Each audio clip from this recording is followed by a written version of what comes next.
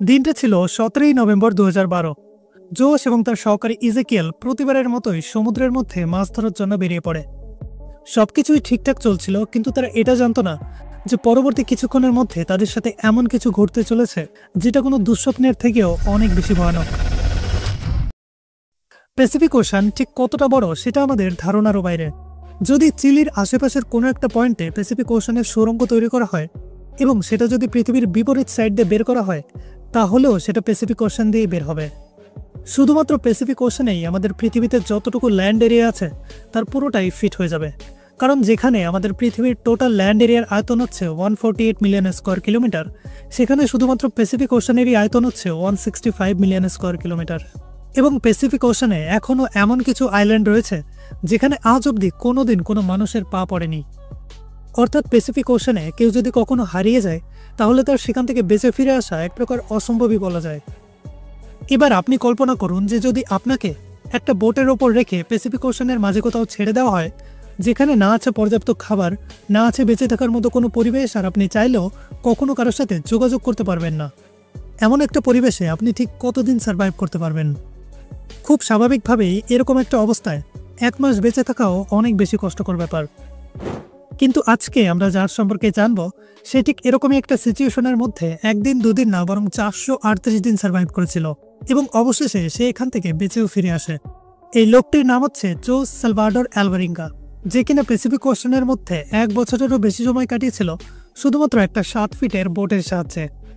তো এখন প্রশ্ন হচ্ছে, কি করে সে এই বিশাল সমুদ্রের মধ্যে 438 দিন অবধি সার্ভাইভ করলো এবং কি করেই বা সে এখান থেকে বেঁচে ফিরল? সম্পূর্ণ স্টোরিটাই আমরা এই ভিডিওতে জানবো, তাই সাথে থাকুন ভিডিওর শেষ পর্যন্ত। জোস সালভাডর মেক্সিকোর একটা ছোট্ট শহর কোস্টা অ্যাজোলে থাকতো এবং সে একজন প্রফেশনাল ফিশারম্যান ছিল। 2012 সালের 17ই নভেম্বর প্রতিবারের মতোই জোস এবং তার সহকারী ইজেকিয়েল 7 ফিটের একটা ফাইবার গ্লাসের বোটে সমুদ্রের মধ্যে মাছ ধরার জন্য বেরিয়ে পড়ে। তাদের পরিকল্পনা ছিল যে তারা 30 ঘন্টার মতো সমুদ্রে কাটাবে। এই কারণে তাদের কাছে শুধুমাত্র 1 দিনের খাবার ছিল এবং খুব একটা বেশি প্রয়োজনীয় সরঞ্জামও তাদের কাছে ছিল না। মেক্সিকো থেকে তারা সমুদ্রের মধ্যে প্রায় 120 কিলোমিটার অবধি ভেতরে চলে যায় এবং সেখানে গিয়ে তারা মাছ ধরার উদ্দেশ্যে জাল বিছাতে শুরু করে। কিন্তু তখনই শুরু হয় দুর্ঘটনা। হঠাৎ করেই আবহাওয়া প্রচণ্ড খারাপ হয়ে যায় এবং সেখানে ঝড় আসতে শুরু করে। ঝড়ের পরিমাণ এতটাই বেশি ছিল যে তাদের এই ছোট্ট নৌকায় বসে ঝড়ের মোকাবেলা করা একদমই সম্ভব ছিল না। তাই তারা সেখানেই তাদের মাছ ধরার জাল ফেলে রেখে আবার মেক্সিকোর উদ্দেশ্যে যাওয়া শুরু করে। একটানা 6 ঘন্টা বোট চালানোর পর আর শুধুমাত্র 30 কিলোমিটার বাকি ছিল তাদের মেইনল্যান্ড অবধি পৌঁছাতে। এমনকি তারা যেখানে ছিল সেখান থেকে তারা মেইনল্যান্ড চোখেও দেখতে পাচ্ছিল। কিন্তু এখান থেকেই শুরু হয় তাদের দুর্ভাগ্য। হঠাৎ করেই তাদের বোটের ইঞ্জিন নষ্ট হয়ে যায় এবং অনেক চেষ্টা করার পরও সেটা আর অন হয় না। তাদের কাছে কোনো প্যাডেলও ছিল না যেটা সাহায্যে তারা নৌকাটা চালাতে পারত। তখন জোশ তাদের বোটে থাকা রেডিও সিগন্যালের মাধ্যমে তাদের বসের কাছে সিগন্যাল পাঠানোর চেষ্টা করে, কিন্তু তাদের ভাগ্য এতটাই খারাপ ছিল যে কিছুক্ষণের মধ্যেই রেডিওর ব্যাটারিও সম্পূর্ণ ডাউন হয়ে যায়। এই মুহূর্তে তারা দুজন এমন একটা অবস্থার মধ্যে ছিল যেখানে না তারা কারোর সাথে যোগাযোগ করতে পারছিল আর না তাদের কাছে মেইনল্যান্ডে যাওয়ার মতো কোনো ব্যবস্থা ছিল। এদিকে সমুদ্রের ঢেউ তাদেরকে আরও বেশি সমুদ্রের ভেতরে নিয়ে যেতে শুরু করে। যে মেইনল্যান্ড তারা এতক্ষণ দেখতে পারছিল সেটাও তাদের থেকে অনেক দূরে সরে যাচ্ছিল। অন্যদিকে তাদের বস একটা রেস্কিউ টিম তৈরি করে এবং তাদের দুজনকে সমুদ্রে খোঁজার চেষ্টা করে, কিন্তু ততক্ষণে অনেক দেরি হয়ে গেছিল। অনেক খোঁজাখুঁজির পরও জোশ এবং ইজেকিয়েলকে কোথাও খুঁজে পাওয়া যায়নি। এই ঘটনার প্রায় 5 দিন পার হয়ে যায়। এদিকে জোশ এবং ইজেকিয়েল সমুদ্রের মধ্যে প্রায় 450 কিলোমিটার ভেতরে চলে যায়। এই মুহূর্তে তারা এমন একটা পয়েন্টে ছিল যেখানে চারিদিকে তারা শুধুমাত্র সমুদ্রের জলই দেখতে পাচ্ছিল। তারা দুজনেই বুঝতে পারছিল যে এখন তাদের বেঁচে থাকার সম্ভাবনা খুবই কম। যতটুকু খাবার তাদের সাথে ছিল সেটা অনেক আগেই শেষ হয়ে গেছিল। তাই তারা এখন খিদে মেটানোর জন্য সমুদ্র থেকে মাছ ধরতে শুরু করে এবং যে সকল পাখি তাদের নৌকায় এসে বসত সেগুলো ধরে তারা কাঁচাই খেয়ে নিত।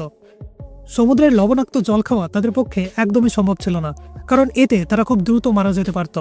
তাই তারা প্লাস্টিকের বোতলে বৃষ্টির জল সংগ্রহ করতে শুরু করে। কিন্তু যখন বেশ কয়েকদিন বৃষ্টি হতো না, তখন তারা তাদের বোটের আশেপাশে থাকা মাছ এবং কচ্ছপ ধরে সেগুলোর রক্ত খেয়ে তাদের তৃষ্ণা মেটাত। এভাবেই দিনের পর দিন চলতে থাকে এবং তারা এমন একটা মেন্টাল টর্চারের মধ্যে দিয়ে যাচ্ছিল যেটা তাদের সহ্য ক্ষমতার বাইরে ছিল। আর এই টর্চার সহ্য করতে না পেরে জোশের সহকারী ইজেকিয়েল মাত্র 4 সপ্তাহের মাথাতেই মারা যায়। ইজেকিয়েল মারা যাওয়ার পর জোশ তার ডেড বডি বোটেই রেখে দিয়েছিল। সে তার ডেড বডির সাথে কথা বলতো এবং তার পাশে বসেই কান্না করত। আর ঠিক 6 দিন বাদে সে তার ডেড বডিও সমুদ্রে ভাসিয়ে দেয়। এরপর থেকেই শুরু হয় জোশের একাকিত্ব, ভয়, বিষণ্ণতা এবং মৃত্যুর সাথে লড়াই। সে পরবর্তীতে জানায় যে এই মুহূর্তে সে শুধুমাত্র ঈশ্বরের সাথেই কথা বলতো এবং প্রতিদিন এটা ভাবত যে আজকেই হয়তো তার শেষ দিন। জোশ এই মুহূর্তে এমন একটা জায়গায় ছিল যেটা পুরো পৃথিবীর মধ্যেই একটা খুবই আইসোলেটেড জায়গা। এখান দিয়ে কার্গো শিপও খুব কমই যাতায়াত করত।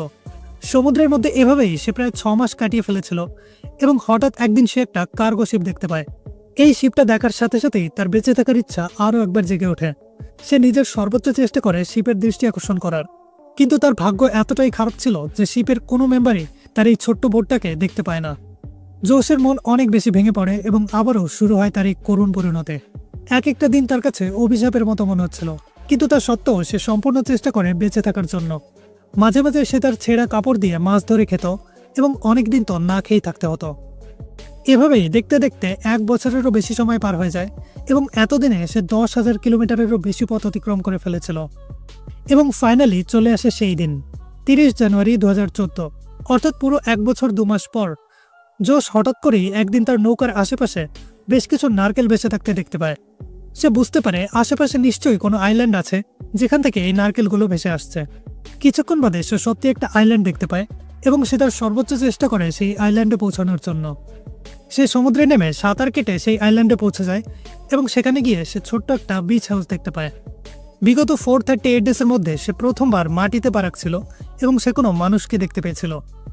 এই আইল্যান্ডটা আসলে মার্শাল আইল্যান্ডের ইবন অ্যাটল নামের একটা খুবই ছোট্ট আইল্যান্ড ছিল এবং এটা জোশের স্টার্টিং পয়েন্ট থেকে প্রায় 11,000 কিলোমিটার দূরে ছিল। জোশের ভাগ্য অনেক ভালো ছিল কারণ সে এই বিশাল সমুদ্রের মধ্যে একটা ডটের সমান আইল্যান্ডের কাছে এসে পৌঁছেছিল। আইল্যান্ডে পৌঁছাবার পর সেখানকার লোকাল বাসিন্দারা তাকে দেখে ভয় পেয়ে যায়, কারণ তাকে দেখতে একদমই সাধারণ মানুষের মতো লাগছিল না। এতদিনে জোশের প্রায় 50 কিলো ওয়েট কমে গিয়েছিল। লম্বা দাড়ি এবং শুকিয়ে যাওয়া অর্ধনগ্ন শরীরের কারণে তাকে দেখতে খুবই ভয়ানক লাগছিল। কিন্তু এখানকার লোকাল বাসিন্দারা তাকে উদ্ধার করে এবং তার ট্রিটমেন্ট করার পর যখন সে সুস্থ হয় তখন ফাইনালি তাকে আবার মেক্সিকোতে তার বাড়িতে পাঠিয়ে দেওয়া হয়। জোস সালভাডোরের এই জার্নি নিয়ে 438 ডেজ নামের একটি বইও লেখা হয়েছে, যেখানে তার প্রত্যেকটা দিনের স্ট্রাগল তুলে ধরা হয়েছে এবং এই বইটা লিখেছিল জনাথন ফ্র্যাঙ্কলিন। কিন্তু জোস সালভাডোর মেক্সিকোতে ফিরে যাওয়ার পর সে আরেকটা সমস্যায় জড়িয়ে পড়ে। তার উপর কেস করে দেওয়া হয় যে সে তার সহকারী ইজাকিয়েলকে মেরে ফেলেছিল, তার সেই সহকারী যে কিনা জোশের মতে বোটে বসেই মারা গিয়েছিল। তো আপনার কি মনে হয়, ইজাকিয়েল কি আসলেই মারা গিয়েছিল, নাকি জোশ সবার থেকে এমন কিছু লুকানোর চেষ্টা করছে যেটা সে কখনোই কাউকে জানাতে চায় না? কমেন্টে অবশ্যই জানাবেন। ভিডিওটি ভালো লাগলে অবশ্যই একটা লাইক করুন, শেয়ার করুন নিজের বন্ধুদের সাথে এবং এমনই আরও ভিডিও পেতে সাবস্ক্রাইব করুন আমাদের চ্যানেল ISN টিভিকে। Thanks for watching.